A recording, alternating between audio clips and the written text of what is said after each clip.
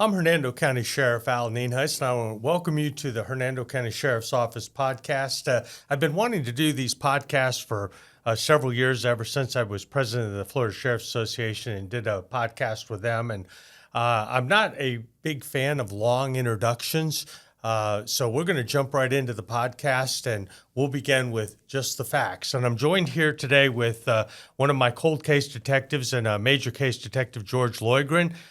George, I know you've been with the Sheriff's Office a while, but you didn't start here. Why don't you tell the listeners where you got your start? We were just talking a little before the show on that. Sure, boss. I began my career in law enforcement in 1985, January. I joined the New York City Police Department, and after 20 years of working there in a variety of different units, I moved down here to sunny Florida. And then I began here in 2005 in August with Hernando County Sheriff's Office, where I've been for the last nearly 20 years at this point. Wow. And I know you and I talked before, and we're not going to get into it very in depth here, but you were definitely in New York City when the towers were attacked, and you were actually in Manhattan or just leaving Manhattan when it occurred, weren't you? Yes, I was assigned to the intelligence division, and I was about a block away from the second tower when it came down. We were going there because that was the temporary headquarters they had assigned for everybody to report to, and by the time we got there, me and other members of my unit, the second tower was coming down. So, wow.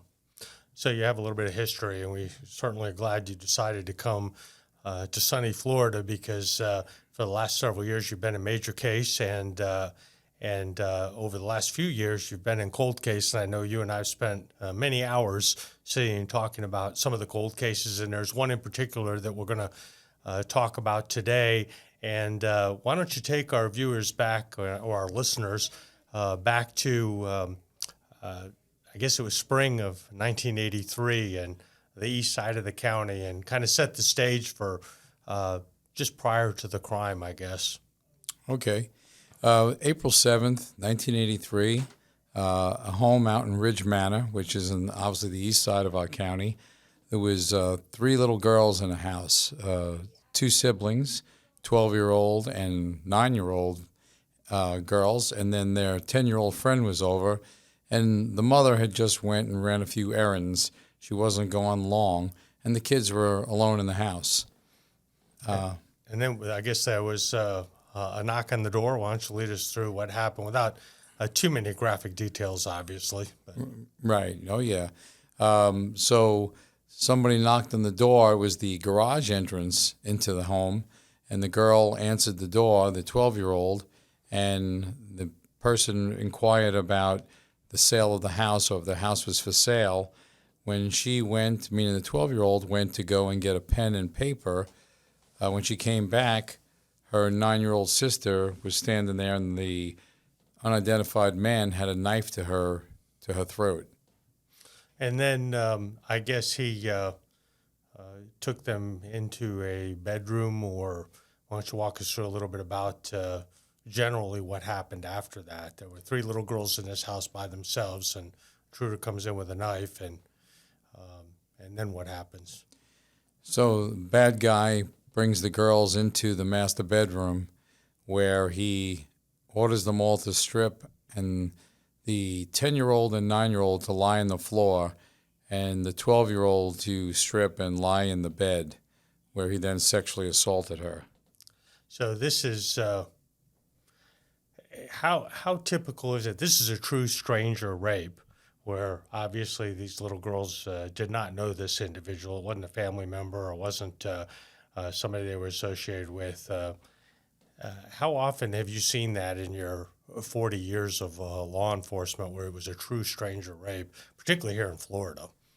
Well, I'd say total probably about a half a dozen times where I was directly involved with the case, where we have that true stranger rape, instead of usually what we deal with a lot here is more someone known to the victim, whether it's a family member, boyfriend, a mom, something like that. This is truly a stranger encounter. So you're talking a half a dozen out of probably you've been involved either directly or indirectly assisting with hundreds of allegations of rape, and the vast majority of them are known. So this one is, I'm sure, obviously, neither you or I were here when that happened, but I'm sure it was something the agency took very seriously because it was a stranger rape, and obviously the age of the victims, the three victims, but particularly the one that was molested, I'm sure they took it very seriously. So what happened over the next, I guess it was about 20 years or so before they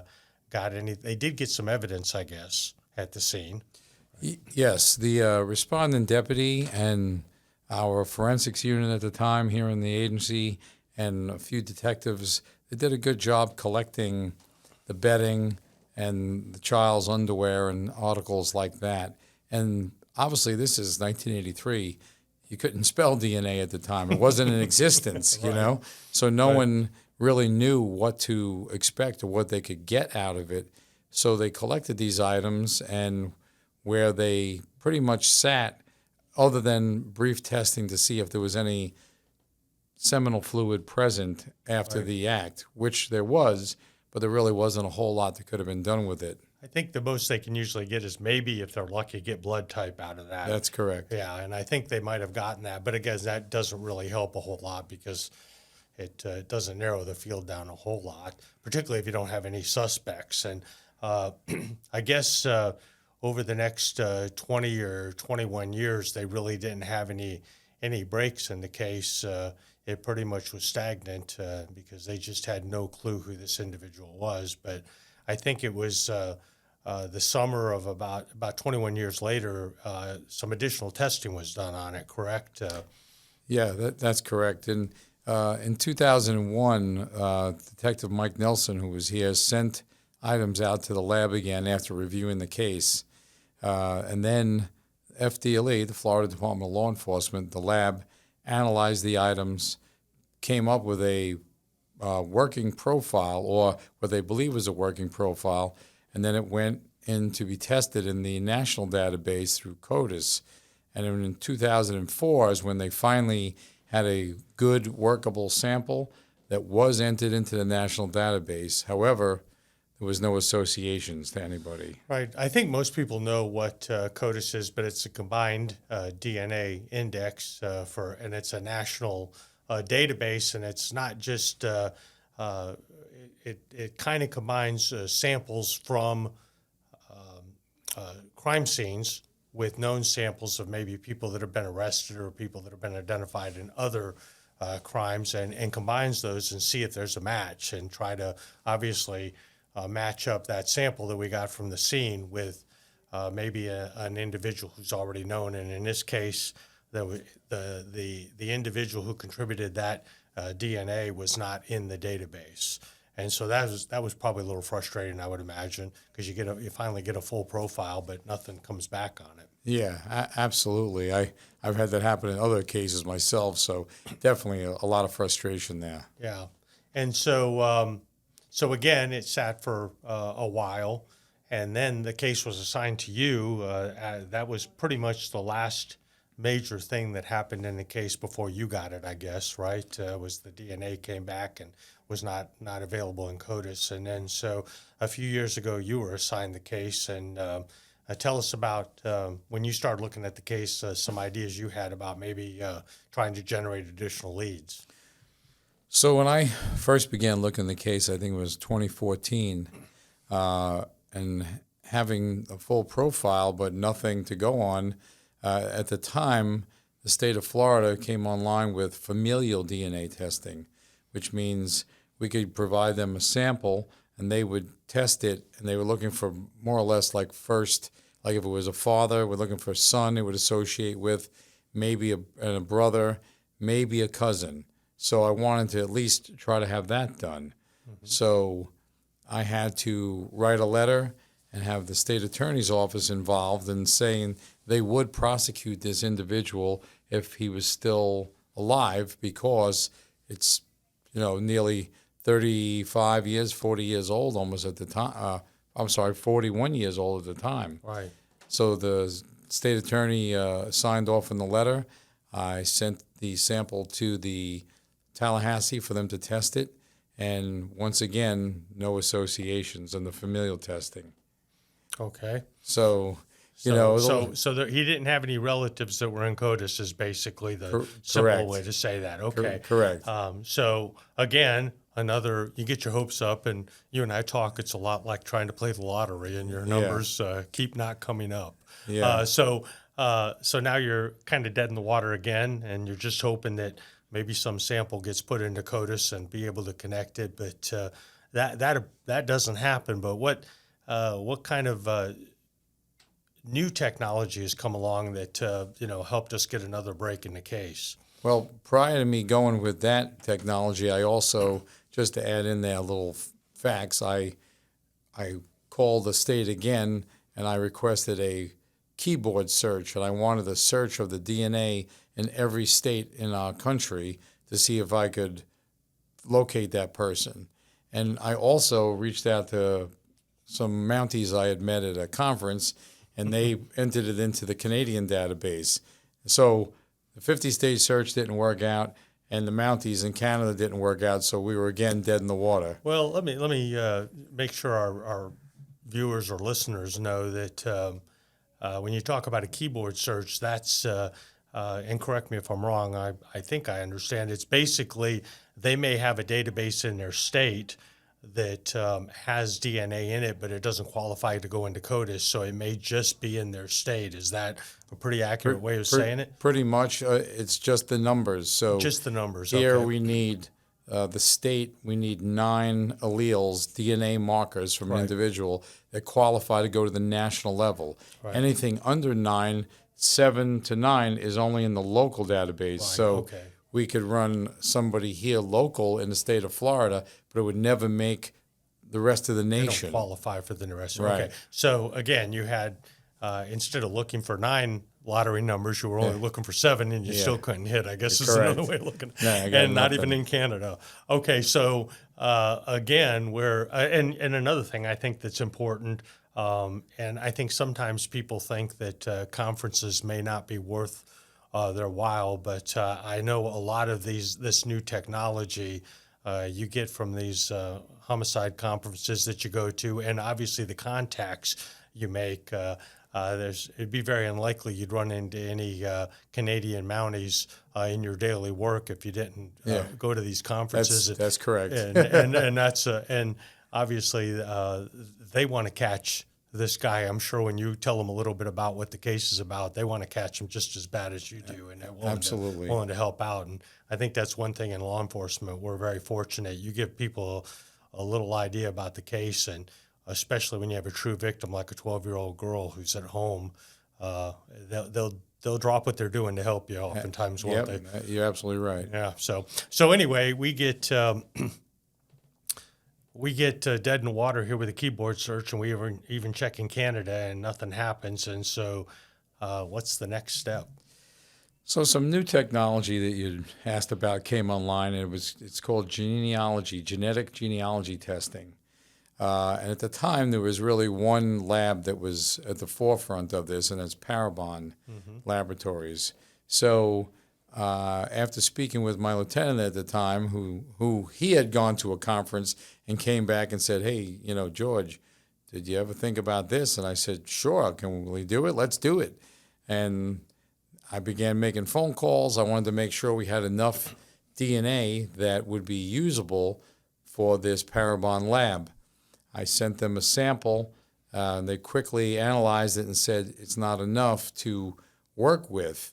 They suggested I then reach out to another lab. So that's what I did. I got a hold of DNA Labs International down in South Florida here. I sent them the material. They worked it, got a good enough profile. They sent directly to Parabon. Parabon acknowledged, yes, this is good. We can work with it. So DNA Lab International, not to interrupt, but they basically, and I don't know the best way to say this, but they basically take a sample that's small and they can replicate it to make it larger. Is that pretty much what it is? Or do they just have, do they have better equipment that gives them more ability to read those markers better. So I believe at the time, the original sample, don't forget, was done in early 2000. Right.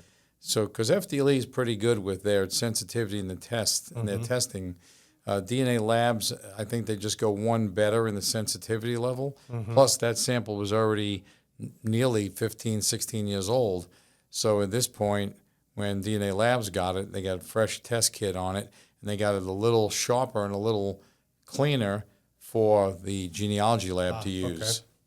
Okay, so then what happened? They got it? Were they able to do anything with it? So we sent it to Parabon, and I think that was 2017, 2018. I went to Parabon, and then they worked it for a while, and they called me back, and they wanted to have a conference call and said, hey, we found some family of this individual. Well, let me stop you there. I know you and I have talked about this a lot, and oftentimes before they test it, they will tell you that if they're lucky enough to find any family, what's the typical number of suspects they narrow it down to? I know you and I have talked about that before. Sometimes. Yeah, sometimes it's hundreds of suspects because it's just familial. It's that, Ancestry, 23andMe, Right. people who, which I would encourage people who are listening, if you get your DNA tested and upload it to the site GEDmatch, that's free. And that's where law enforcement, through these labs, is able to access that material, that DNA profile of that person. And that's how we're able to move forward. Okay, so they're doing this, and they're looking for family members that are already in the system from some of these private labs for genealogy type testing and so forth. And they wanted a conference call. Then what happened? Well, I got the call. They said, okay, well, you're very lucky in your case because it appears your individual you're looking for is one person. Wow. He's the only child of this man and woman, and they narrowed it down to the one guy. Okay, so they narrowed it down to one guy. What was his name? William Nichols. William Nichols. Okay, so now what's the next step for you to do? What was his status? So William Nichols, when I read through a report, I see he has family, and they're here local in Florida, actually over in the Orlando area. And I read a little further, and I saw William Lowell Nichols, deceased. Okay, so your suspect wouldn't be held accountable in this lifetime anyway. Correct. So what did you do then? You just drop it, or do you keep working? Oh, no. So at that point, I looked at his family because now genealogy gave me the lead to say this is your guy, but I have to make certain. So myself and Detective Kraft went over to Orlando area, located Mr. Nichols' widow and his daughter. Mm-hmm. And then we were there able to interview them to shore up some details on a few things. His date of birth, for example, was 2 different dates of birth in his arrest record. And then, which I know we'll get to. Right. And then I wanted to get a DNA sample from his daughter so we could unequivocally prove that our suspect who committed this horrible crime was, in fact, William Nichols. Was the father of this lady that gave her. Okay, so you did that testing, and I think we know the answer, but what it came back is he was definitely your guy. There was no doubt Correct. about it. What was he doing? And looking back, and I know you've done a lot of research on him to try to make sure, obviously the DNA is, pretty unequivocal, but you always like to see if you can get some idea of what was going on at the time. What was he doing? Where was he living at the time? And was there any possibility he would have been here in Hernando County? So at the time of this crime occurred was 1983. He and his family had moved from Wisconsin in 1980 to Florida. And he had owned, according to his wife, a vending route where he'd go out and service machines, restock candy or detergents or anything you'd find in laundromats, bars, especially at the time in 1980s, that was big. So he traveled all the way from Orlando back in 1983 and had to drive all the way in State Road 50. It had to take him at least an hour at least to get here. But he traveled, and the wife said, all the way down south to Tampa, all the way, probably a 200-mile radius. So it was not totally out of the question. He could be in Hernando on a fairly occasionally, if not regularly. Correct. Okay, so we found out he had a vending route, and so that and we tested the DNA, and we found out it was definitely him. So that case is closed basically, because obviously the death of the offender, there's not much else you can do with it, right? That's Except, did you go talk to the victims or the victim or victims? Yeah, myself and my volunteer, Ray Williamson, New Year's Eve, I purposely, when I got the results back, I wanted to, in my mind, close this case in the end of the year so the victim could now start fresh for a new year and put that behind her, because it's already been 40. So many years. And we went up there on New Year's Eve, and I had a photo of him that I got off of Facebook, and I told her that we got him. How'd she react? She was in tremendous shock, because when I first got there, she didn't really want to discuss it anymore.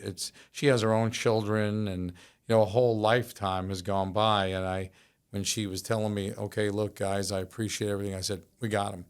Yeah, she thought you were just coming to update her on the case and maybe try to keep working it, and thinking Correct. you hadn't solved it yet. That's what I think. Once I told her we got him, she stopped dead in the tracks, and I said, hey, you want to sit for a minute? We sat outside her house, and I explained to her what occurred briefly, and that we identified the individual, and I had a photograph of him from around that time. I said, would you like to see him? Do you want to see him? She said yes, and I showed her the photo, and she didn't really recognize him from the photo. I think it was a little after the fact, but she was 12 at the time and traumatized. Right. So right, she was happy that we were able to finally put the case to rest.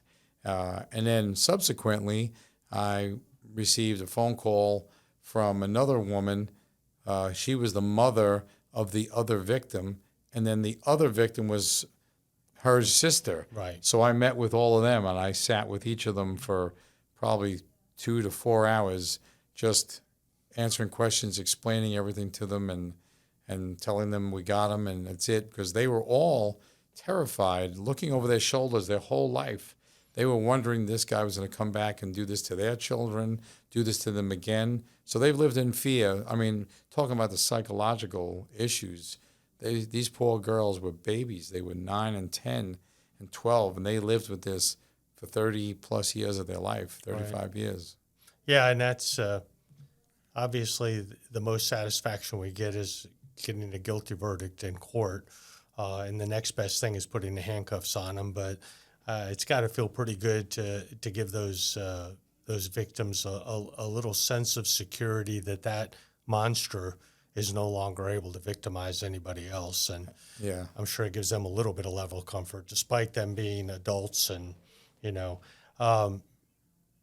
well, so that case, I think most people would probably think that case is closed and we moved on. But as I think Paul Harvey used to say, now the rest of the story, this took kind of a really crazy turn, and you and I have talked quite a bit about it. I guess, and I don't remember exactly how it happened. I don't know if you got a phone call, or I guess you looked at his criminal history and did a little bit of research, because this certainly wasn't the first time he came to law enforcement's attention. No, that's correct. Well, obviously, I know you recall we held a press conference to release this information, and we released the press conference we had on, say, a Monday. Well, Monday afternoon, late afternoon, early evening, I received a phone call from a man by the name of Kenneth Hess, who was a retired detective from Milwaukee, Wisconsin. Well, let's back up just a little bit. In his criminal history, we saw some other charges there that he'd had some issues, similar type issues. I guess the first one was back in the late 50s, I think. Yeah, 1958. Yeah. It was an attempted rape.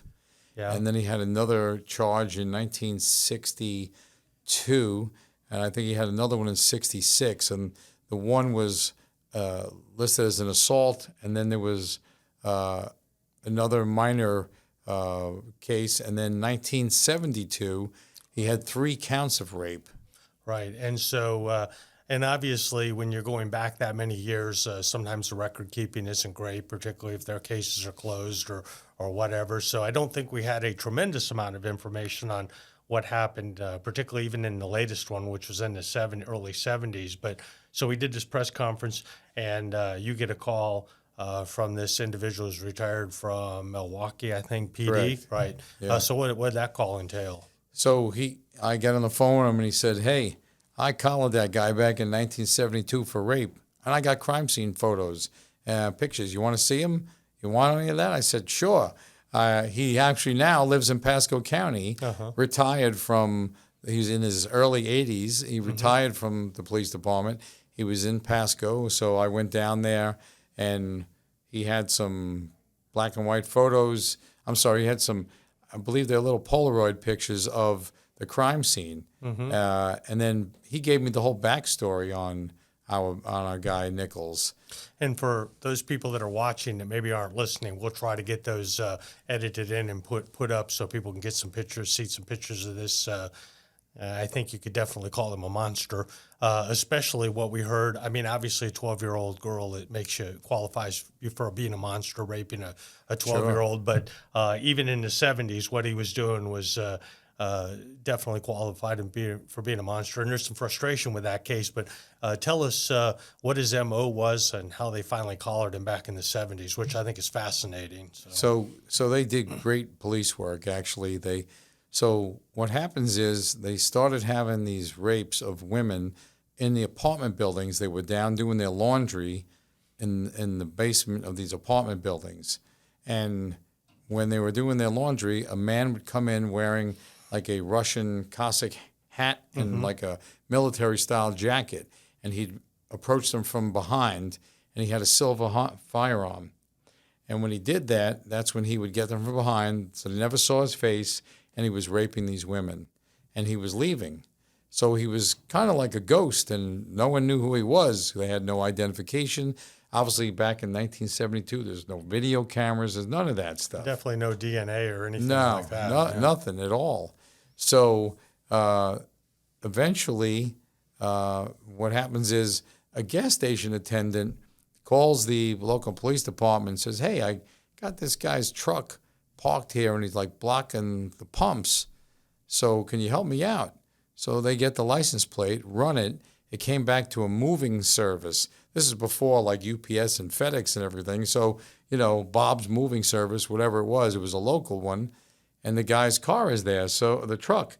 So the cops call up that company, and they get the owner on the phone and say, "Hey, listen, you lose a truck? You got a truck down here blocking the pumps." And my driver has that. Who's your driver? William Nichols. William Nichols, yeah, he's the driver, and he makes runs. And so now they had already had a bunch of rapes in these apartment buildings. So the police then they run William Nichols' criminal history and see he had already had one attempted rape and another one where he tried dragging a girl at knife point into his vehicle. Now I say girl, these are grown women, right? Early 20s, housewives, right?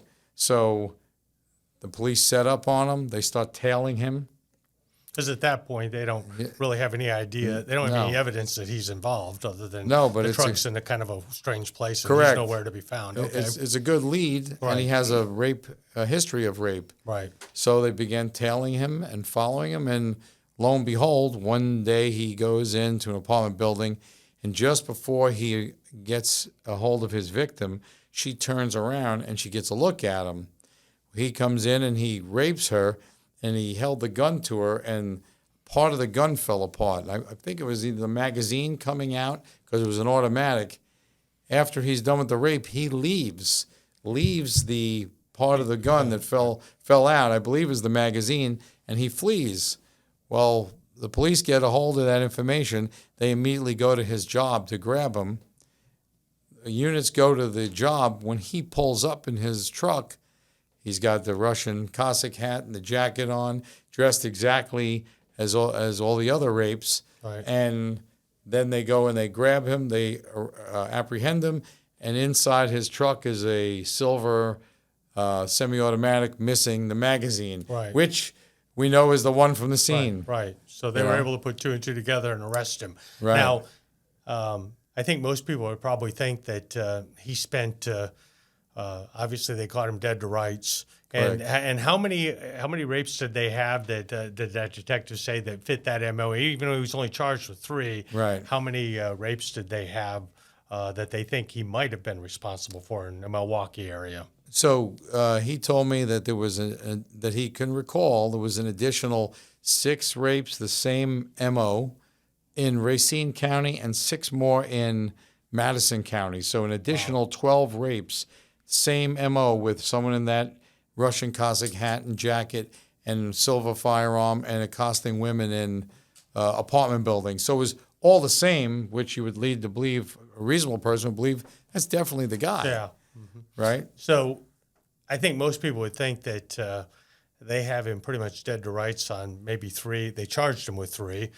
They have an eyewitness on it. The cops were right there, arrest him shortly after the rape, and they probably have a really good case. So I think most people would think he probably spent many, many years in prison. But what actually, and this is the part that's the most frustrating for law enforcement and for us, what happened? I guess he went to jail and he kind of pulled a fast one. So they bring him in. Detective Hesk told me they brought him in to question him. They have him in their interview room, and he took his pants off and tried hanging himself around the doorknob. So when that happened, then he went to the hospital and inevitably went to a mental health facility for a very short time.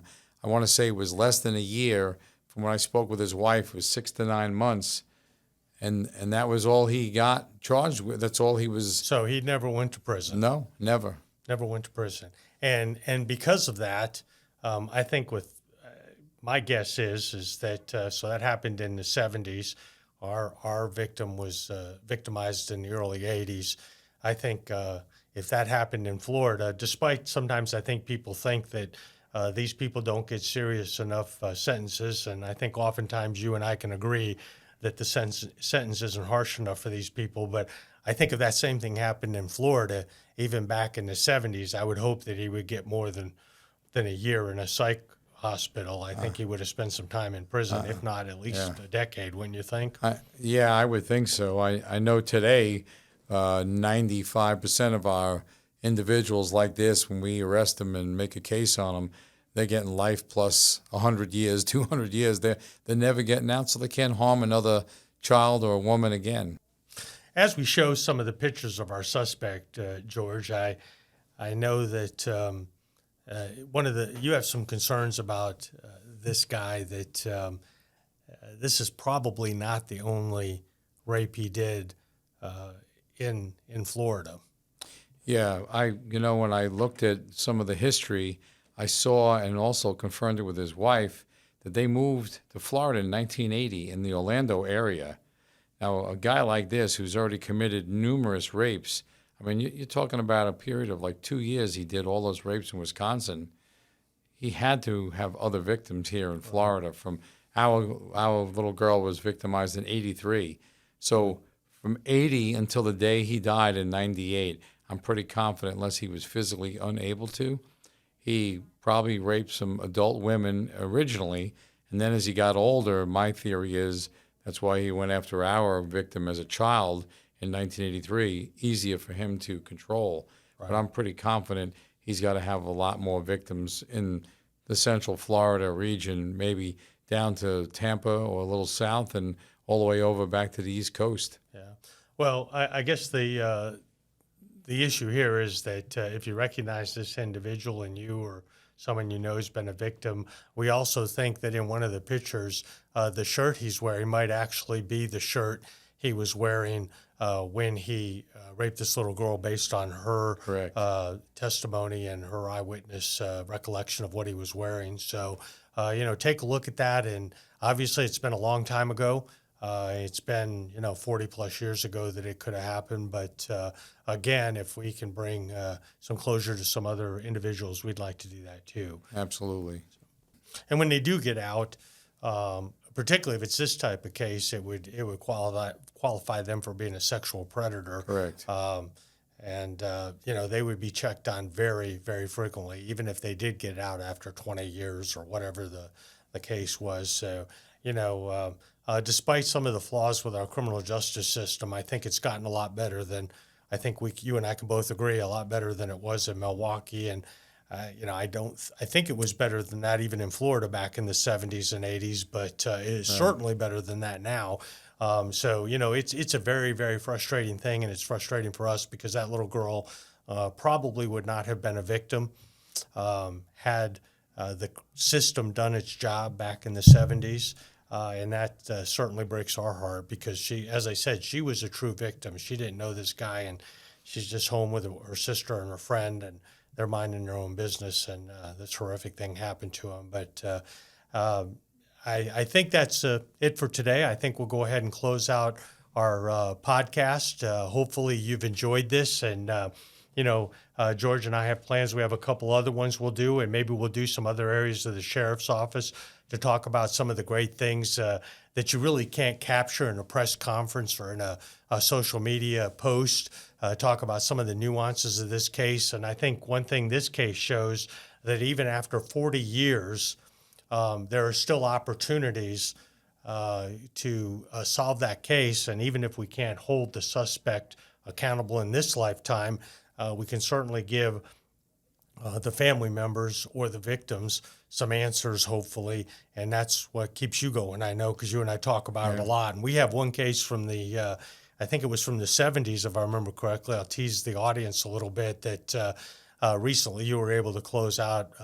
Unfortunately, I think the suspect's deceased as well, but maybe we'll get into that and show that, when we all work together, including some of our friends on the internet that help us look into things, we can help solve cases. So as always, we appreciate your support of law enforcement. Hopefully this shows you that we have some great people working for the sheriff's office, and we never, ever give up on these serious crimes. And we're going to keep working as evidence comes up, and sometimes witnesses might become a little bit more talkative, particularly if the suspect passes away. But there are a lot of opportunities there for us to solve the case, and we certainly appreciate the support we get from our community in doing what we do. And I do get to work with some great people, and Detective Loydgren is just one example of about 699 other people that are out there doing a very good job for your community. So thank you for your support.